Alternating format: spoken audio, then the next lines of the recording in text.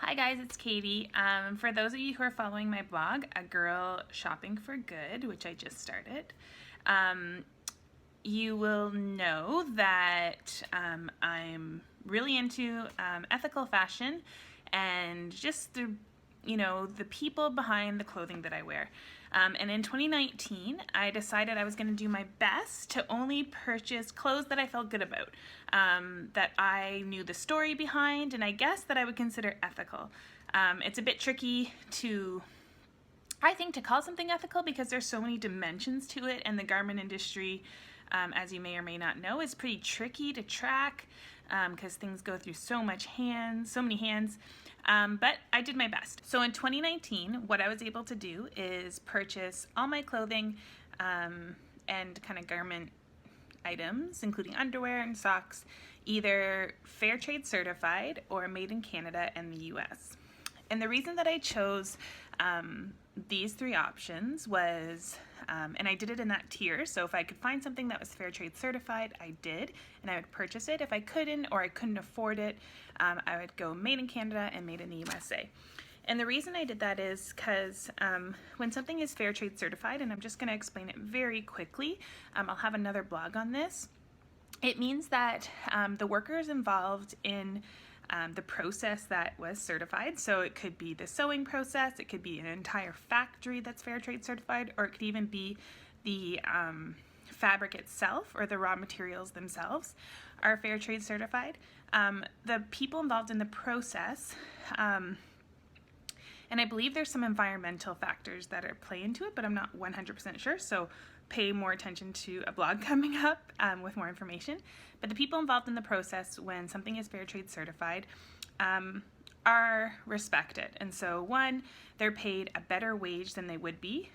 So, I wouldn't say that it's a living wage because I don't think we're there yet in the garment industry, but it's a better wage than if something wasn't fair trade certified.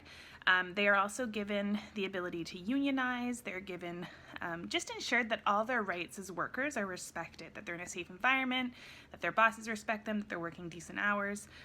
And so this is, I guess, my top priority when I'm looking for clothing. And I want to support the workers who are either in Central and South America or overseas, because that is usually where our garments come from.